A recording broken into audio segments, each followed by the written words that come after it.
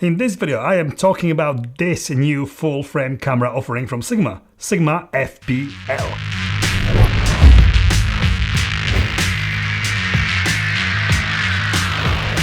If you are here for the first time, my name is Pav, and on this channel I talk about all things photography and video, gear reviews, cameras, lenses, tutorials and more. If this is something that you are interested in, then please consider subscribing. So today Sigma has just announced this new version of their camera, FPL. I must confess that I have never used the original FP, it just never really appealed to me. So when Sigma has asked me if I wanted to try this new version, I said yes, and this review is an opinion of the first-time FP user and not comparison to the older version.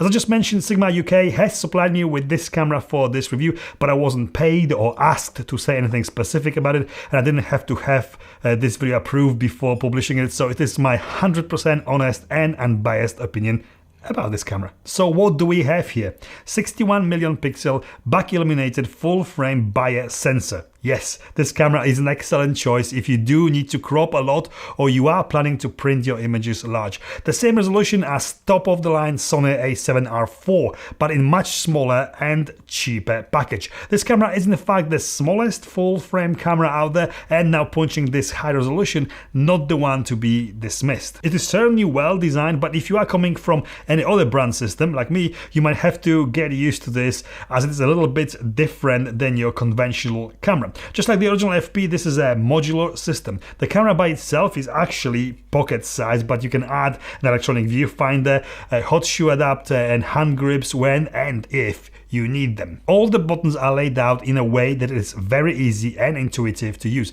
There's nothing that you don't need or confusing on the buttons, and they all can be customized to whatever functions you use the most. There's no articulated screen, not a huge disadvantage here, and something that makes it feel more old school and even a little bit retro. The camera is very small and lacks any sort of hand contour to get good hold onto it. This is okay if you are using a small lens like this Sigma 24mm, but if you mount any of the art lenses, especially ones like 35mm f1.2, which are big and heavy, the camera won't be easy to hold and will need some sort of add-on like an official side grip or smaller case to add that extra grip to the whole camera. You get only one control wheel at the front of the camera. Most of the cameras that I am used to have control wheel at the front of the camera and one at the back, so you can have one controlling the shutter speed and the other one the aperture, but here there's only one. At first I thought that this will drive me mad, but it's very easy to get used to. You have another dial around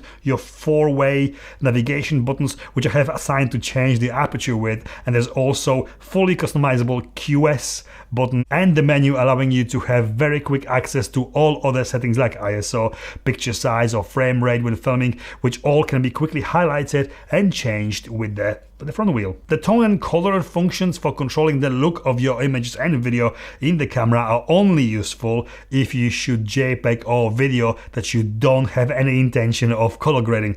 However, if you shoot RAW, this is all irrelevant and this information won't be recorded into your images. But if you do shoot JPEG, there's 15 different color profiles and as well fully manual tone curve adjustment.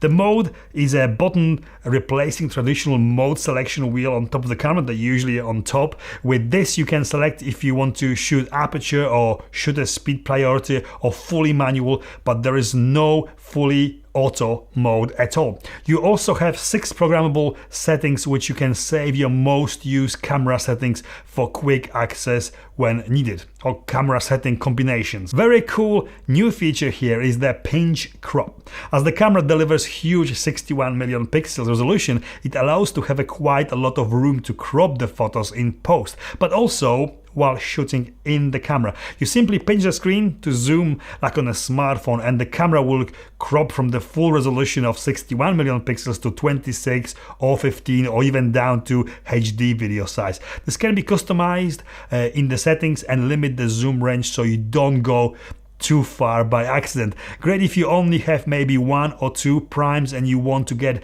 a little bit more out of them without changing lenses. But this is especially brilliant when shooting video with this camera, as this will only zoom and not crop the size of your frame. It only works in full HD and not in 4K, but basically you can have up to 5 times zoom from non-zoom lens and without any quality loss. Pretty smart, and I say very, very useful. New hybrid autofocus, face detection and contrast detection combined. Photography wise, it is good, much simpler to set up and understand it with most of the cameras, like Sony.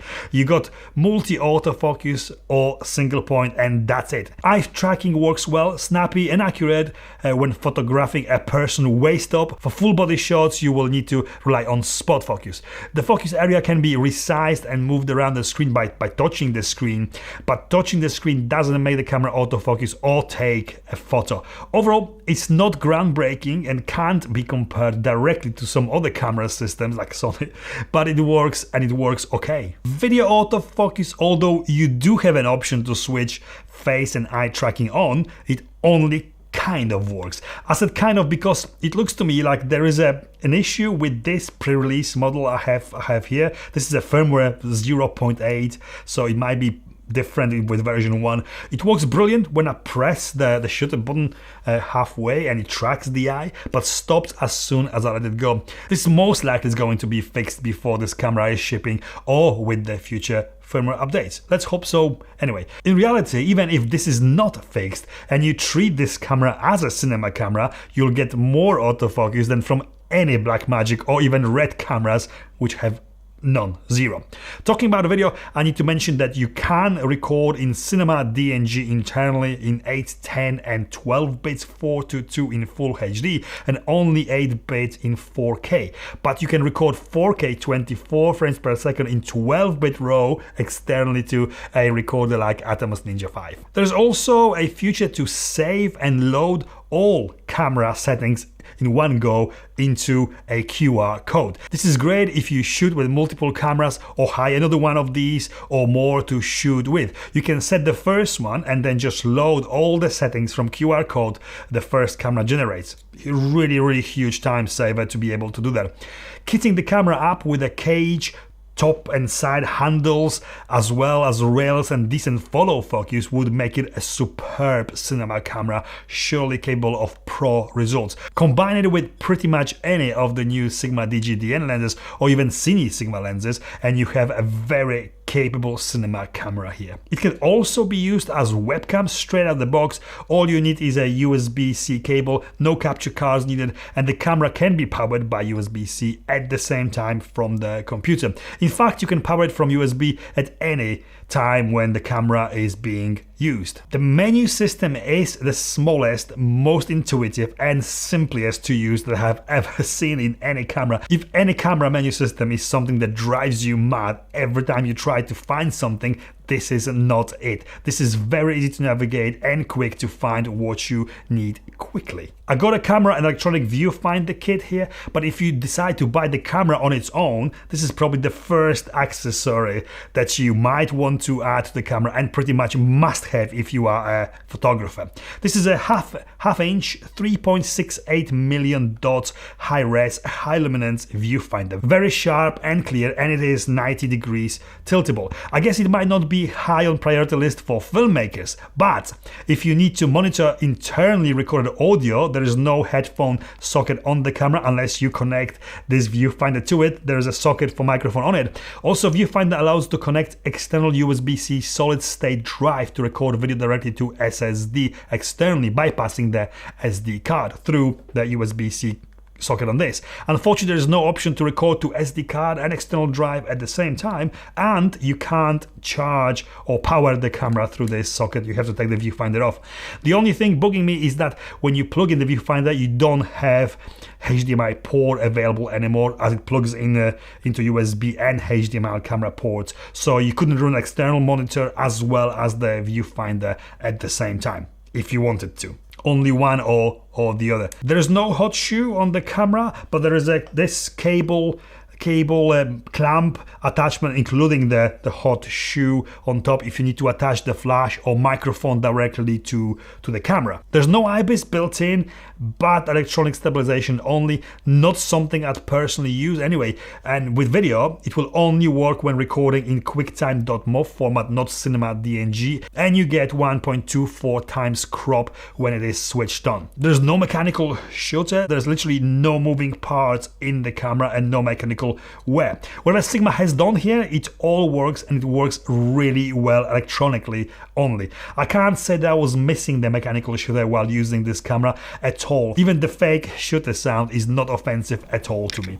Dual base ISO, 100 and 400 for stills and 100 and 1250 for video. I don't think I have seen any issues with extreme noise even with higher ISO settings that I would normally use. It performs pretty well considering the high resolution of the sensor. Images, well, files this camera creates are just beautiful. Yes, the lens will be the biggest factor here for what image quality you get, but for me, coming from Sony and Nikon, which I use regularly, the files this camera produces are just excellent. Color-wise, more like Nikon, rich in saturation and contrast with punchier greens and blues. The value, this camera will be retailing for £2,000 or $2,500 US dollars for camera body only, or £2,500 or $3,000 as a kit with this electronic viewfinder. Considering the 61 million pixels resolution and that it is very capable cinema camera, this is a very good price. Resolution wise, it compares with the Sony a7R IV, which is over £1,000 or $1,000 more expensive. As a cinema camera, if you compare it to the Blackmagic Pocket 4K or 6K camera, it is not as sophisticated, but certainly good enough to give them run for their money, and with a full frame sensor capable of taking photos as well, making it overall a really good value for money. Who is this camera for? Well, it is small. I have been using it with a new I-Series 65mm and this 24 Sigma contemporary lenses that are small, which made the camera feel very small in my hands and to carry around. But if you are a photographer and would want to use it with any of the bigger and heavier art lenses, you might have to purchase the side grip to give you something more substantial than this flat surface to hold on to. For filmmakers, the cage would be must to be able to attach monitor, microphone and all the accessories easily, and to give you that extra body for easy handheld shooting or mounting on the tripods. It's not a camera for sports photography or someone who shoots fast moving objects. You just can't expect super fast autofocus performance from it. It's not designed for it for sure. But saying all that, the autofocus for photography is very good, reliable and quick if you don't need to track a bird in flight or a dog running towards you or sports. Perfect for travel, landscape or studio work or any kind of portrait or lifestyle photography and videography. So if you like small, modular factor, lightweight camera that can deliver just outstanding quality, high resolution photos and pro quality videos, then this could be it. I do like it.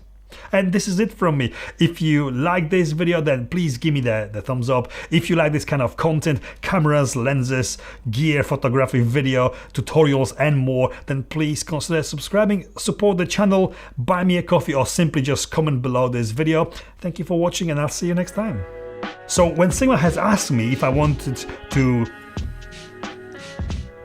That's what my script is saying. There's a line, and a dot. One more take. Take 110. Small and Sigma. 2 words you thought you'd never gonna hear. And these were the words of wisdom. We are done. It's a wrap.